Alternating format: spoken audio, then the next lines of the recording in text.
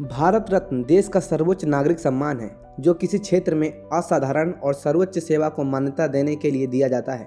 यह सम्मान राजनीति, कला, साहित्य, विज्ञान के क्षेत्र में किसी विचारक, वैज्ञानिक, उद्योगपति, लेखक और समाज सेवी को दिया जाता है। भारत रत्न देने की शुरुआत 2 जनवरी 1954 को तत्कालीन राष्ट्रपति डॉक्टर राजेंद्र प्रसाद ने की थी।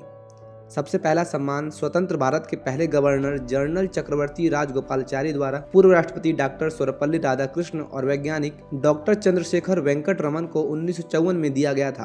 तब से कई लोगों को अपने अपने क्षेत्र में उत्कृष्ट योगदान के लिए यह सम्मान दिया गया है। 1954 में यह सम्मान केवल जीवित रहते दिया जाता था, लेकिन 1955 में मरणोपरांत भी भारत रत्न दिए जाने का प्रावधान जोड़ा गया। भारत रत्न प्राप्त करने वालों की आधिकारिक घोषणा भारत के राजपत्र में अधिसूचना जारी करके दी जाती है।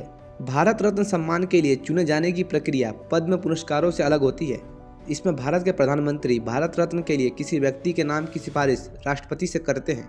भारत रत्न के लिए किसी औपचारिक सिफारिश की जरूरत नहीं होती।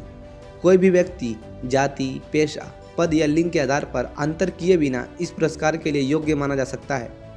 एक साल में सिर्फ 3 भारत रत्न ही दिए जा सकते हैं। साथ ही ये भी जरूरी नहीं कि हर साल भारत रत्न सम्मान दिया ही जाए। भारत रत्न पाने वालों को भारत सरकार की ओर से एक प्रमाण पत्र और एक मेडल दिया जाता है। इस सम्मान के साथ कोई धनराशि नहीं दी जाती।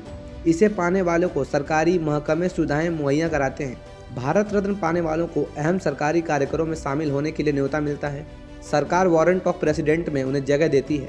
जिन्हें भारत रत्न मिलता है उन्हें प्रोटोकॉल में राष्ट्रपति, उपराष्ट्रपति, प्रधानमंत्री, राज्यपाल, पूर्व राष्ट्रपति, उप प्रधानमंत्री, मुख्य न्यायाधीश, लोकसभा अध्यक्ष, कैबिनेट मंत्री, मुख्यमंत्री, पूर्व प्रधानमंत्री और संसद के दोनों सदनों में विपक्ष के नेता के बाद जगह मिलती है।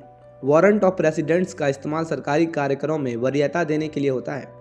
राज्य सरकारें भारत रत्न पाने वाली हस्तियों को अपने राज्यों में सुविधाएं उपलब्ध करती हैं। इस सम्मान को अपने नाम से पहले या बाद में नहीं जोड़ा जा सकता, बल्कि राष्ट्रपति द्वारा भारत रत्न से सम्मानित या भारत रत्न प्राप्तकर्ता लिख सकते हैं। अब हम आपको भारत रत्न से जुड़ी कुछ अहम बातें बताते हैं। भारत रत्न जीवन काल में या मरणोपरांत दोनों तरह से दिया जाता है। 2013 में पहली बार खेल के क्षेत्र में सर्वोच्च योगदान या प्रदर्शन करने के लिए भारत रत्न देने की घोषणा की गई। इसके बाद 2014 में क्रिकेटर सचिन तेंदुलकर को इस सम्मान से नवाजा गया। यह पुरस्कार गैर भारतीयों को भी दिया जा सकता है।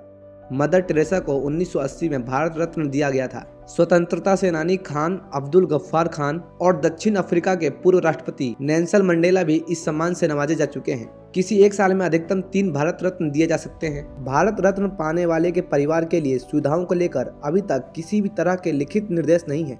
हालांकि यह सम्मान पाने वाले व्यक्ति के परिवार जैसे पति, पत्नी और बच्चे को भी राज्य सरकार अतिथि वाली सुविधाएं देती है। उन्हें व्यक्तिगत स्टाफ और ड्राइवर दिए जाते हैं।